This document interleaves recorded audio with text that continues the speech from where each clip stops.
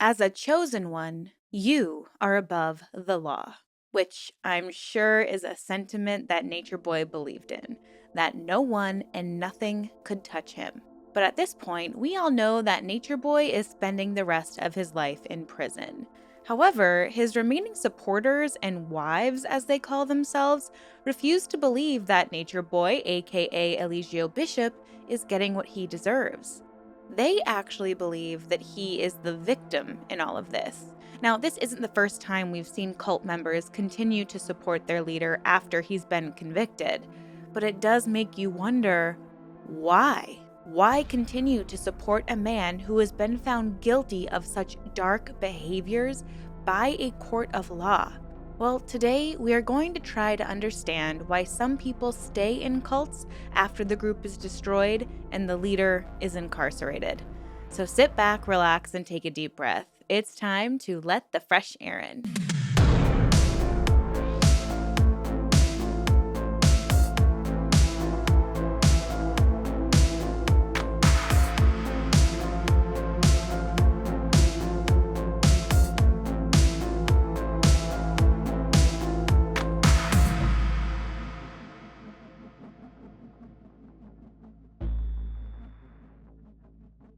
Hi, everyone. Welcome back, or welcome if you're new. My name is Erin, and I am fascinated by all things cult, true crime, and unique spiritual practices. With my content, I hope to understand the inner workings of problematic groups and people and try to share survivors' stories so that others can avoid these dangerous groups. If you like this sort of thing, I would love to have you here, so please consider subscribing and hit that notification bell. I also like to suggest a book at the top of my videos, and today's book is The Housemaid. This was such a page turner. It's about a woman who's fresh out of jail. She finds the only job she can find as a housemaid, and she starts to notice some weird things going on with the wife and the husband. And as you kind of go on this journey with her, there's this crazy twist at the end, and it's just super shocking to say the least, and you get to figure out why she was in jail. It's just like such a mind-blowing book. I hope you enjoy it. Let me know if you've read it down below. So let's get right into this video. As much as I believe justice has been served when it comes to Nature Boy and Carbon Nation, there's a part of me that really feels for the remaining supporters. Since his sentencing on March 1st, his wives have done interviews and have made several videos on YouTube and Instagram claiming malicious prosecution, trying to raise money for an appeal, which allegedly he is going to be trying to appeal this sentence, and he only has until the end of March to do so. So we'll see how that goes. It's all very reminiscent of Nikki Klein continuing to support Keith Raniere of Nexium when they would like dance outside the courthouse because he had like a tiny window way up in the building. It's so bizarre when you look at it from the outside. And it's easy to watch this and feel a sort of pity and concern for these people. Because what do they stand to gain from continuing to push a narrative that's been proven false? It's really got me wondering over the last few weeks. Why is it so hard to not believe the truth when it is staring so fiercely at you right in the eyes? To use the Nexium example, Nikki Klein did several interviews to correct the what she called false narrative the media was pushing out about Keith Raniere and DOS, the organization within Nexium that Keith was at the helm of. It was the organization that convinced women that getting branded would help them grow, and there was this master slave dynamic within the group. So then now we have Nature Boy's wives doing the same thing and once again trying to claim that the media is putting a false narrative out there that Nature Boy was convicted just because people don't like him and that this is all unjust and no one's talking about the good that he did. Even Warren Jeffs, the man who once led the FLDS, has supporters who still listen to his prophecy, even though he's basically a trap of child brides.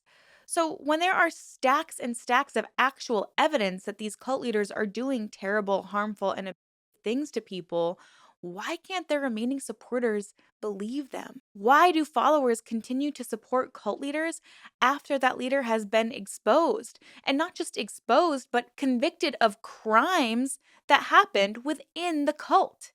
We've seen so many examples of this even recently when it comes to Mother God and Twin Flames Universe. There are still people supporting these groups, and there are still people supporting Scientology. So, today we are going to unpack all of those similarities as to why people stay in these groups after they've been exposed. I want to focus on Nature Boy and the Nexium case because those are two glaringly similar situations. So, I'm going to share some clips of Nature Boy's wives and Nikki Klein and also try to break down and understand how and why people continue to sing their leaders' praises.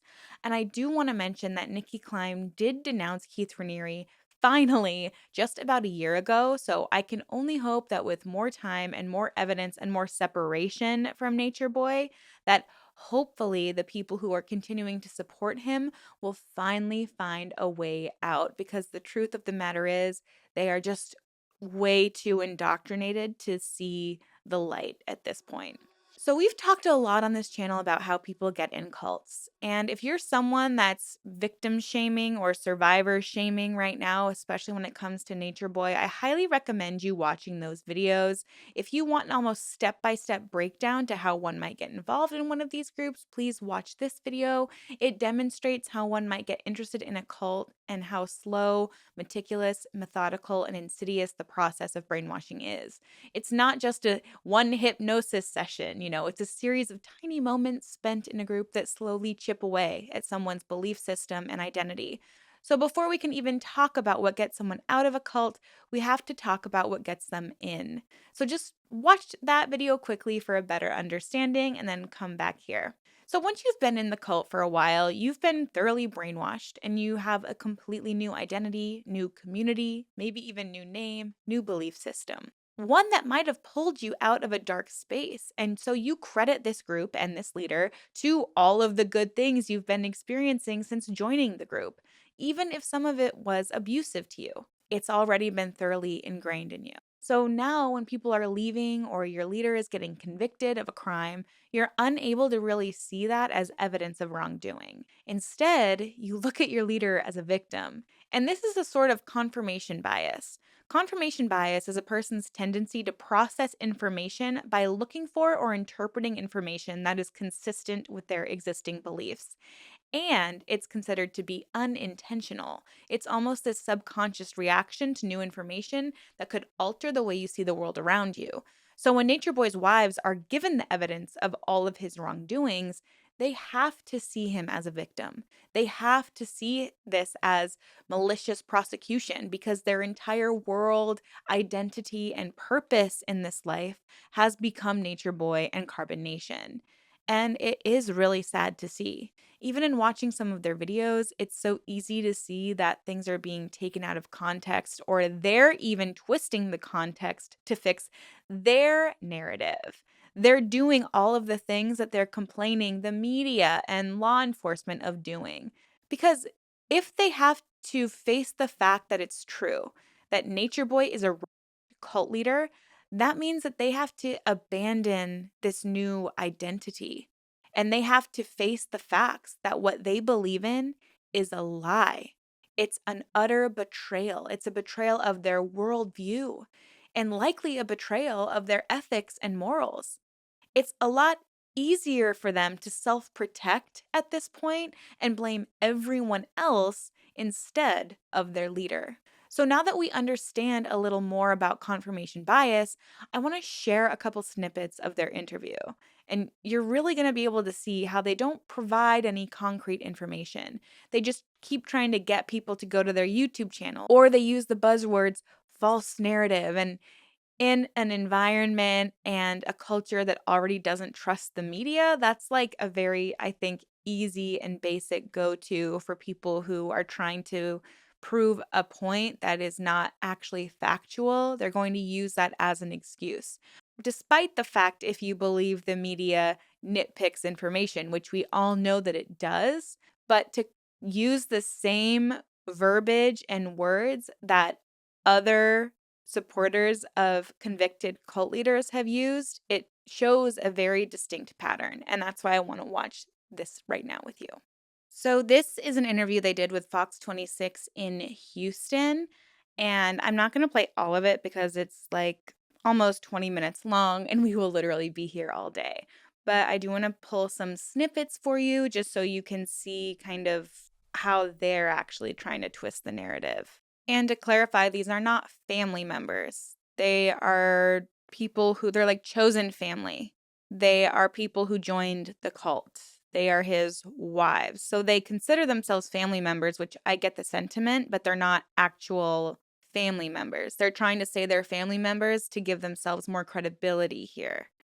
To start off by addressing a certain, a couple of topics, because I did watch, the news feed that you did previously, and there was a lot of misinformation and misrepresentation of who Eligio Bishop is and who we are. And so I do want to clear a lot of that up, because a lot of things were brought up saying that he was, getting money from people and spending money recklessly. You guys mentioned STDs. You guys mentioned the passing of Mama Dia. And I do want to. And real quick, I'm gonna let you finish, but just so you know, for the record, all of that came from the court case and the allegations made by prosecutors. But go ahead. Yeah. I know. I'm glad that he like redirected this to actual facts from the case because it's difficult with people who are still so ingrained in a cult because the last thing you want to say is you're in a cult. They're not going to believe you. What you want to do is ask kind of leading questions to jog their critical thinking to kind of like restart it. Because right now, these women are so desperate to clear Nature Boy's name that they can't really think critically at this point. All they're thinking about is like, how do we prove he's innocent? How do we prove he's innocent? Well, we just had a week-long trial and it proved that he wasn't. And there's a treasure trove of content online that proves that he wasn't. And his behavior in the courtroom was erratic. So it kind of makes their point void in a way because all of those things, the sadly passing of the woman was because she didn't take her heart medication because Nature Boy told her that she didn't need it anymore because they don't believe in medication. STDs were running rampant in this cult because he didn't believe they were real and he didn't care, even though he was having intercourse with them and they were all having intercourse with each other. So now we're going to go into their evidence that he wasn't taking money from anyone. He was making his own money. We were on doing live entertainment on Bigo, where he was making at least $20,000 a month. And so there was one of the members who said that they gave $3,000 check a month, but that only partially covered expenses. And so it was Eligio Bishop. If he's such this great leader and you're living off of the land and he's making $20,000 a month, why does he even need to collect money from all of you? Why? To cover the cost of travel? But he's making a lot of money on the internet. So I know they're trying to paint him in this like, oh, he made his own money. He didn't need anyone's money. Okay, then why did he collect it? Why? Just so you guys could live in community together?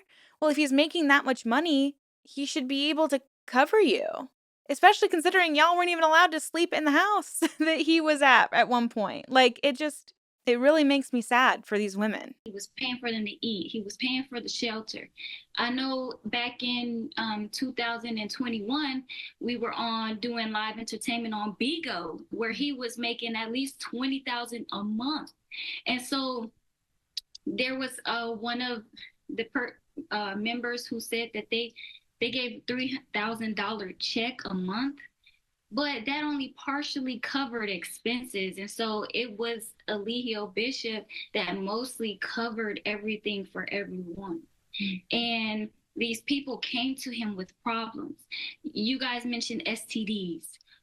These people were already documented to have these afflictions before they came. Yeah, it's like there's a lot of defamation of character. There's a lot of because of the recent trial, new people are starting to look up Eligio Bishop. They're starting to be curious about the situation. And I feel like there's been so much false information and so much defamation of character from our online hate groups that that's the first thing that people resort to.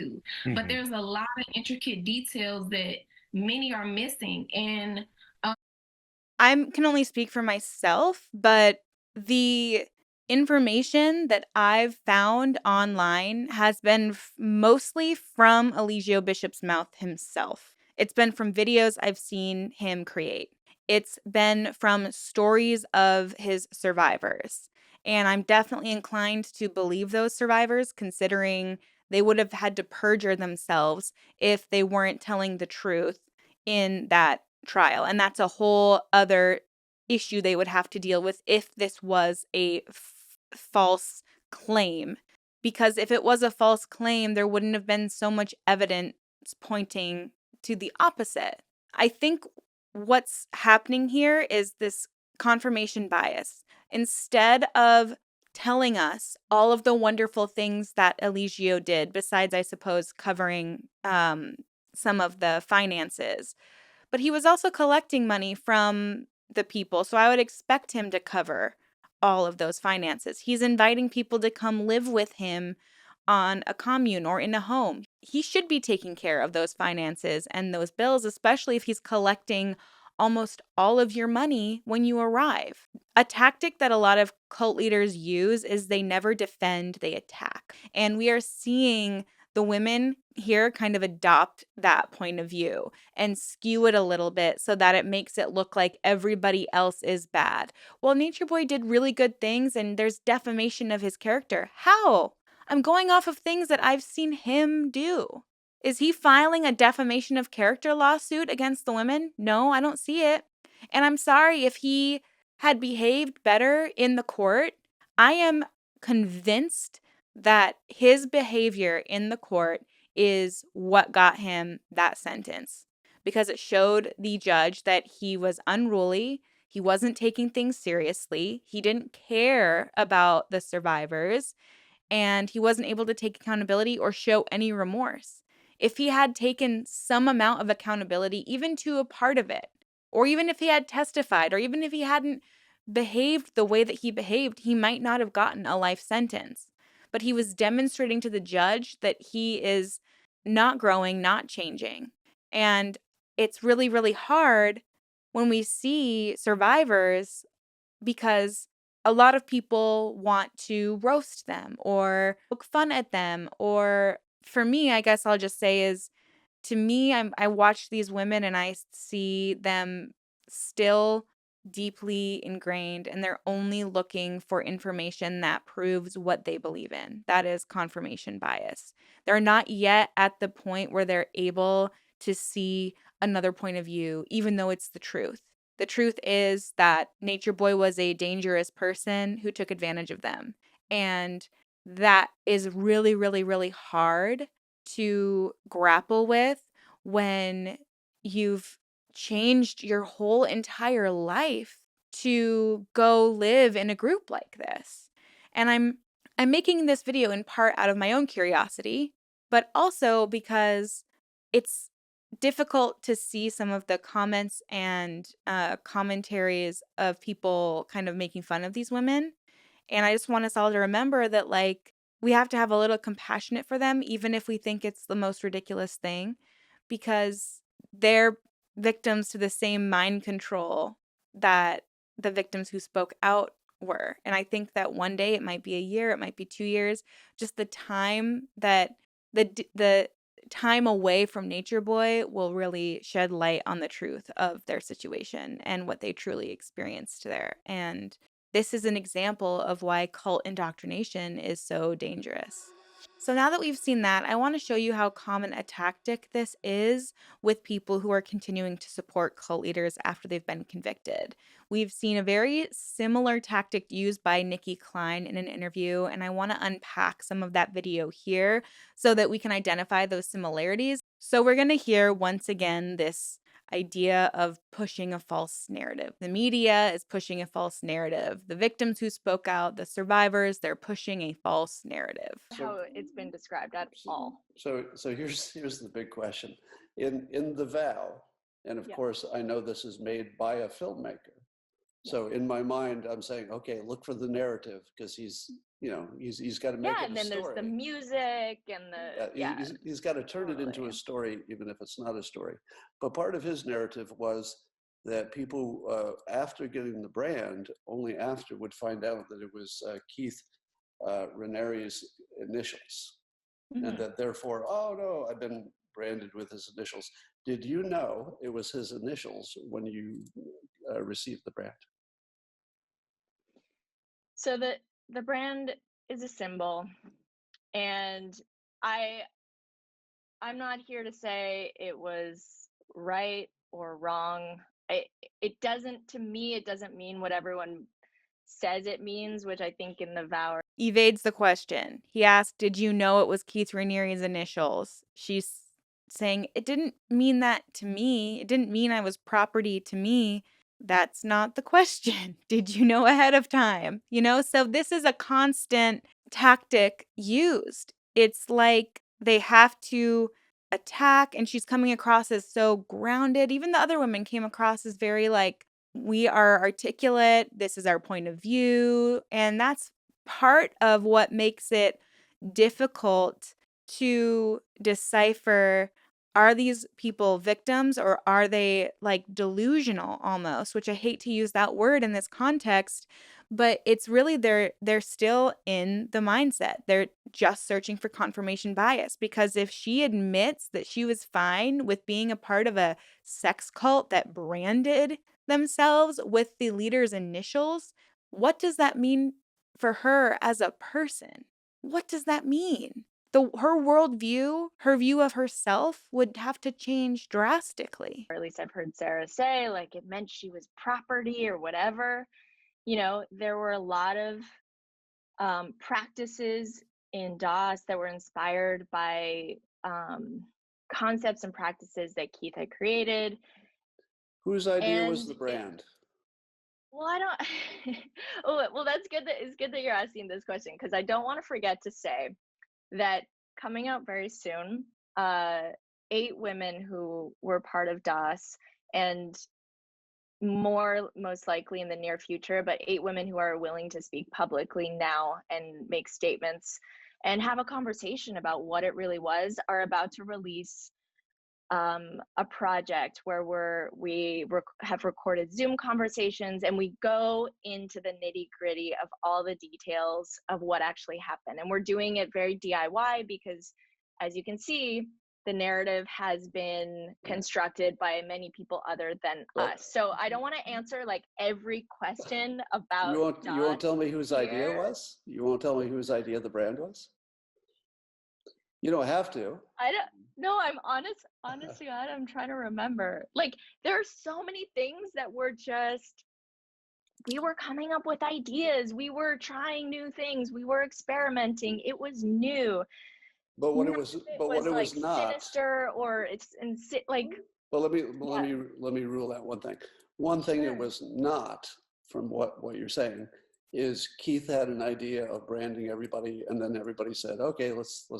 So then why is a major piece of evidence in this case a recording of Keith Raniere telling Allison Mack that we need to brand the women and we need to make it look consensual? So you have to make sure the women say, yes, I want to be branded.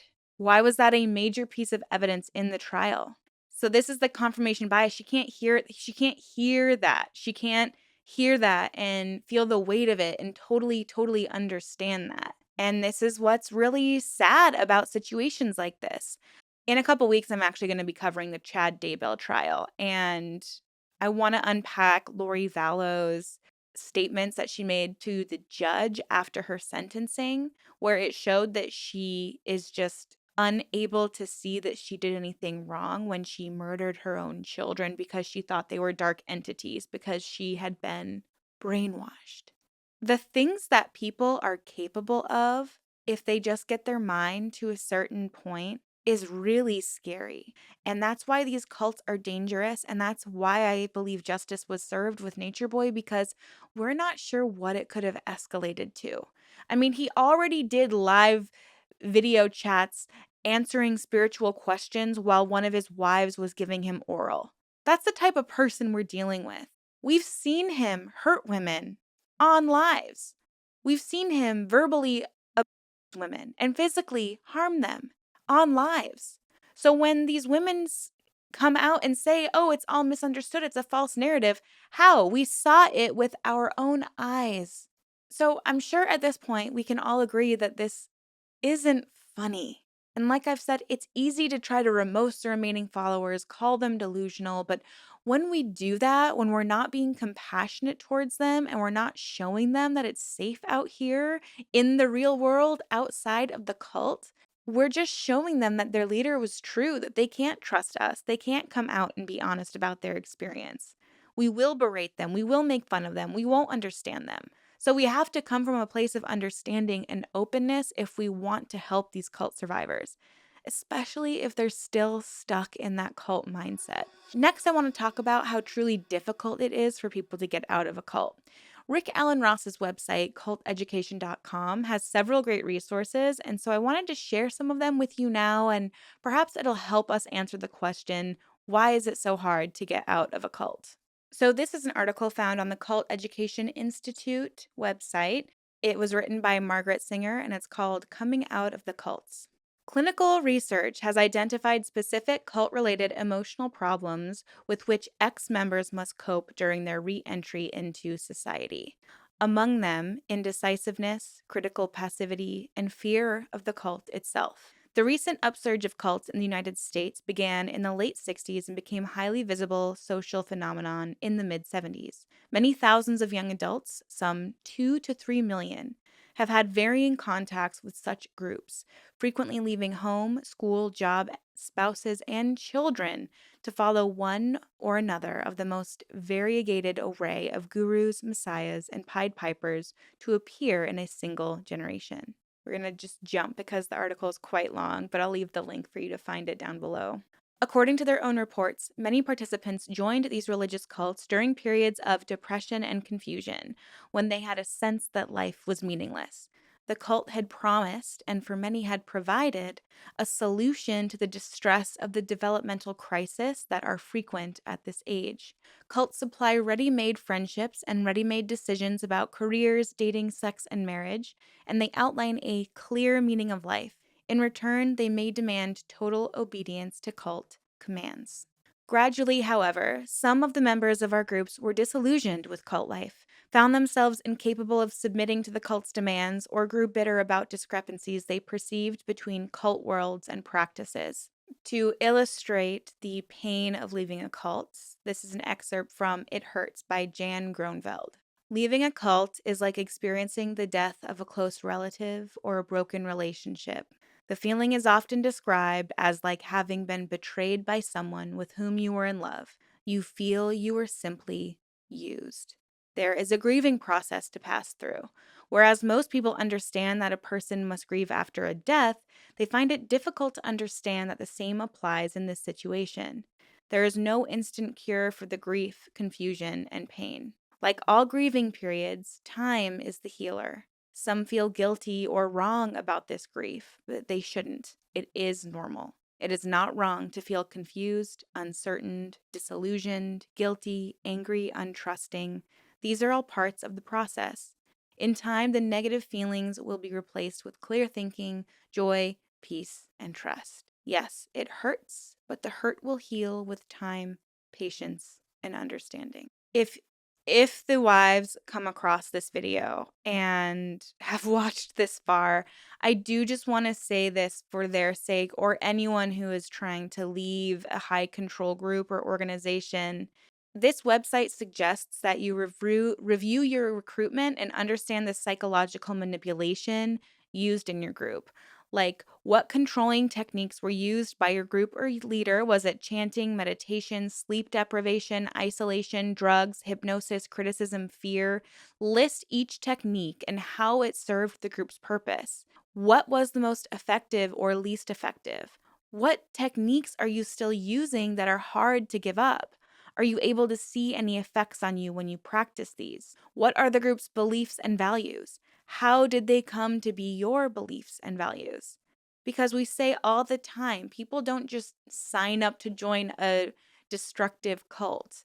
They're getting something positive from the experience. And that's why it's partly so difficult to get out once those things kind of come to fruition, once the proof, the evidence is there staring you in the face. There's a lot of post cult adjustment that also needs to be done. And this table kind of shows the major areas of post cult adjustment.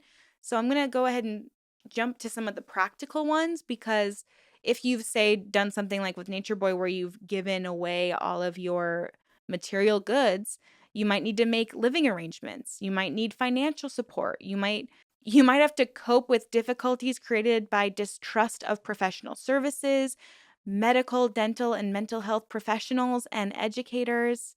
You might have to examine your nutrition and your eating habits. You might have to get a psychological examination.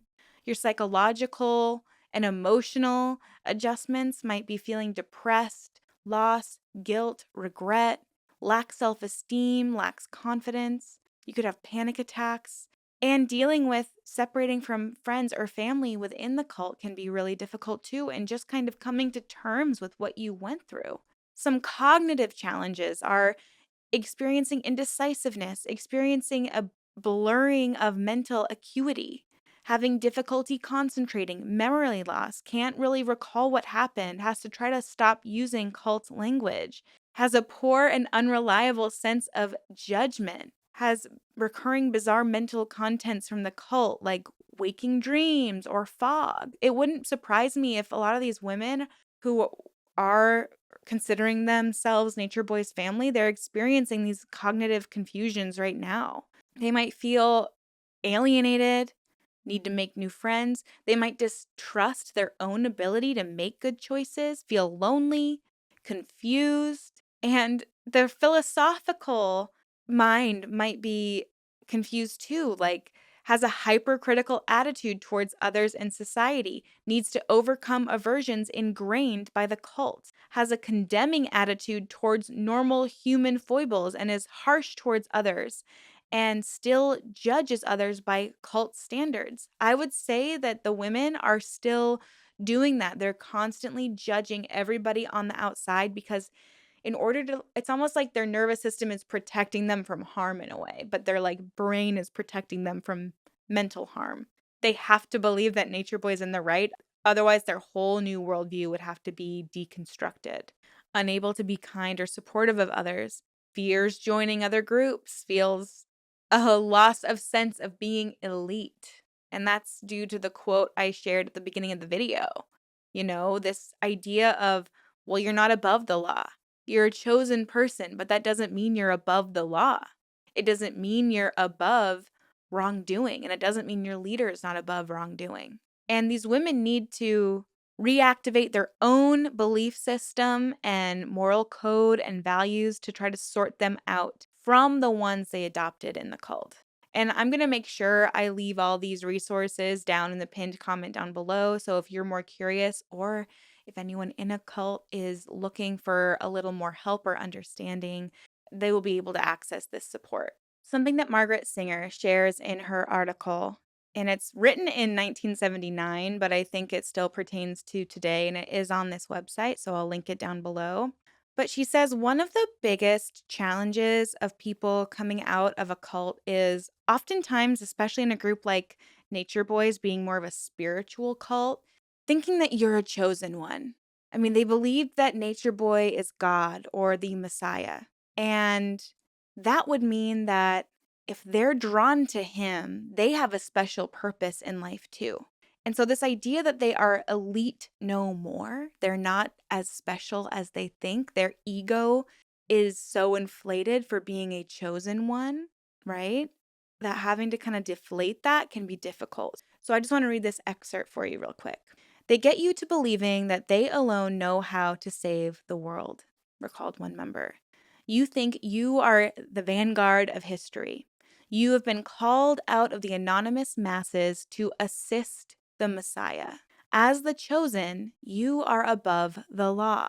They have arrived at the humbling and exulting conclusion that they are more valuable to God, to history, and to the future than other people are. Clearly, one of the most poignant come downs of post group life is the end of feeling a chosen person or a member of an elite. It appears from our work that if they hope to help therapists, friends, and families, they need to have at least some knowledge of the content of a particular cult's program in order to grasp what the ex member is trying to describe. So we have to understand what Nature Boy was sharing. We can't just judge all of it. We have to try to figure out what was the good? What was the good thing that drew people in? A capacity to explain certain behavioral reconstruction techniques is also important. One ex member saw a therapist for 2 sessions but left because the therapist reacted as if I were making it up or crazy. He couldn't tell which, but I was just telling it like it was in the family, which is another cult. Many therapists try to bypass the content of the experience in order to focus on long-term personality attributes. But unless he or she knows something of the events of the experience that prey on the former cultist's mind, we believe the therapist is unable to open up discussion or even understand what is happening. Looking at the experience in general ways, he may think the young person has undergone a spontaneous religious conversion and may fail to be aware of the sophisticated, high-pressure recruitment tactics and intense influence procedures the cults use to attract and keep members. He may mistakenly see all the ex-cultist behavior as manifestations of long-standing psychopathology. Many ex-members fear they will never recover their full functioning.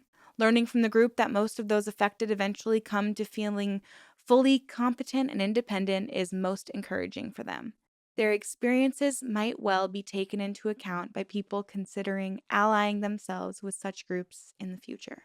It just goes to show that the more we understand all aspects of a cult, the better we'll be able to help people get out, even if it's through intervention, which sometimes does have to happen. And unfortunately, and maybe fortunately, the wives of Nature Boy might need an intervention at this point.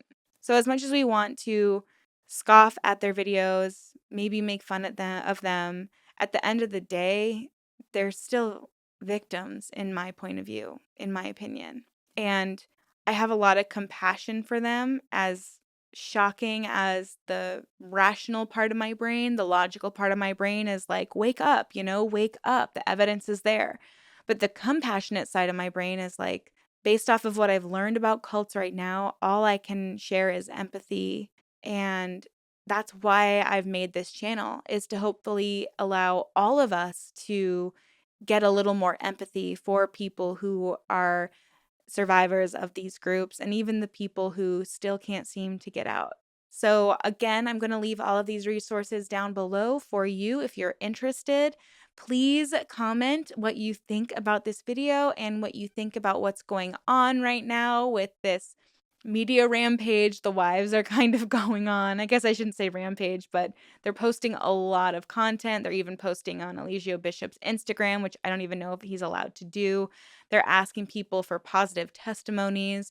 And the thing is, like, people might have gotten something positive from Nature Boy, but that doesn't take away from the fact that he was also hurting and abusing people. So thank you all for watching. Let me know if you like this kind of video, or if you just want me to stick to deep dives, or if you like my reaction videos I've done in the past. I'm starting to feel better, so I'll be back to a consistent upload schedule. And I'm just really excited to be making this video for you. I'm really grateful for the support you've given me. We're about to hit 10,000 subscribers. I'm hoping before the end of March that becomes a reality, but we'll see.